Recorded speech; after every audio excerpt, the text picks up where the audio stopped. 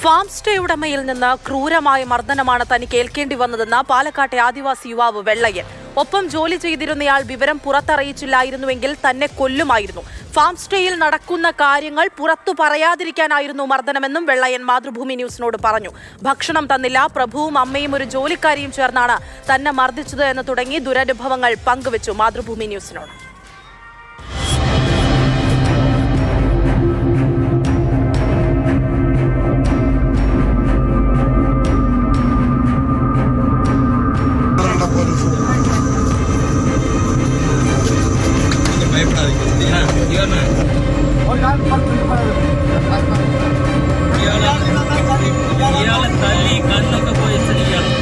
ദിവസമാണ് western gateways എന്ന home സ്റ്റേയിൽ വച്ച് ആദിവാസി യുവാവായ വെള്ളയ്യനെ പൂട്ടിയിട്ടതിന് ശേഷം മർദ്ദിച്ചത്. ഇപ്പോൾ ഈ സംഭവത്തിൽ പ്രഭുകുമാർ അതോടൊപ്പം തന്നെ 2 പേരാണുള്ളത്. ഒരാൾ കസ്റ്റഡിയിലുമായിട്ടുണ്ട്.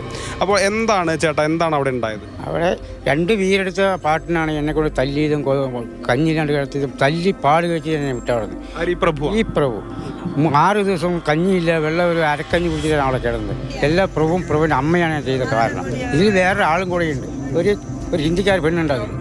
അതും കൂടെ ചേർത്തിട്ടാണ് എല്ലാം ആട്ട് ചെയ്തത്. 3 പേരാണ് എന്നെ ഇത്ര ആവശ്യങ്ങൾ ഈ 6 ദിവസത്തിനുള്ളിൽ. ഭക്ഷണം നേരെയില്ല, ഭക്ഷണം കിട്ടിയിട്ടില്ല.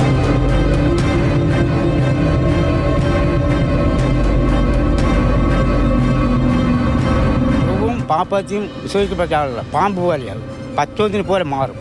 2 പേരും അങ്ങനെയുള്ള ആൾക്കാരാണ്. അമ്മയ്ക്കും മകനും എല്ലാം ഉണ്ട്. കഴിഞ്ഞ പ്രാവശ്യം ഒരു 1.5 കൊല്ലം മുമ്പ് മയക്കമരുന്ന് 6 വർഷം 7 വർഷം പിടിച്ചു. അതിന് കേസ് നാനെ ഒപ്പിട്ടു. ഒരു 50 ഒപ്പിടുന്ന പോലീസ് സ്റ്റേഷൻ ആയിട്ടുണ്ടാവും.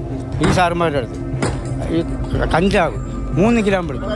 എല്ലാം നാനെ ഒപ്പിട്ട് കൊടുത്തു. ഈ കാര്യങ്ങളൊക്കെ നമ്മൾ ഇത്ര ശിക്ഷിച്ച് അവിടെ എന്നെ പുറത്ത് വിട്ട് കഴിഞ്ഞാൽ ഞാനിന്ന് വെളിപ്പടയിൽ ഇവിടെ നടക്കുന്ന സംഭവം പറയുമല്ലോ, വെളിയിൽ പറഞ്ഞു പോകുമല്ലോ. അതുകൊണ്ടാണ് ഇവർ കൂട്ടി തന്നെ വിട്ട് എന്തെങ്കിലും ചെയ്ത് കൊല്ലാവേണ്ടാണ് ഇവർ തീരുമാനം.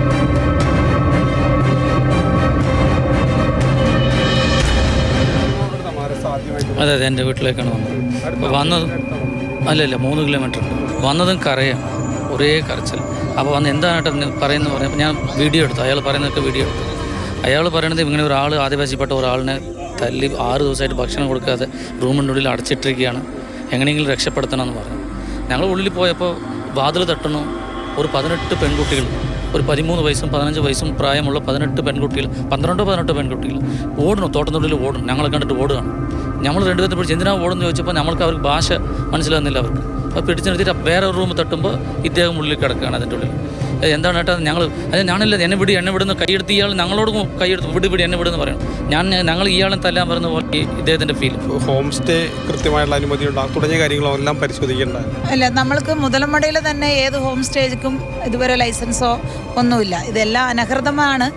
പക്ഷേ ഇങ്ങനെ ഒരു സംഭവം നെട്ടിക്കുന്ന ഒരു വിഷയമാണ്. കേരളത്തിൽ തന്നെ ഇതെല്ലാം പരിശോധിക്കാനുള്ളതാണ്. പരിക്കുകളൊക്കെ എങ്ങനെയുണ്ട്? ആരോഗ്യം മെച്ചപ്പെട്ടു? ഇപ്പോൾ ഒരു ഇത് കുഴപ്പമില്ല. ഈ 2 ദിവസം കൊണ്ട് മാത്രം. ഇനി 2 ദിവസം കൂടി ഇരുന്നെങ്കിൽ ആൾ പോയി തന്നെ. അത് എങ്ങനെയും മെച്ചപ്പെടുത്തിയത് ഒന്നും തരാൻ. അതിനൊക്കെ കാരണം ഈ മേസനല്ലേ എൻ്റെ ജീവനില്ല. അയാളും കാണണം, രക്ഷപ്പെടാൻ.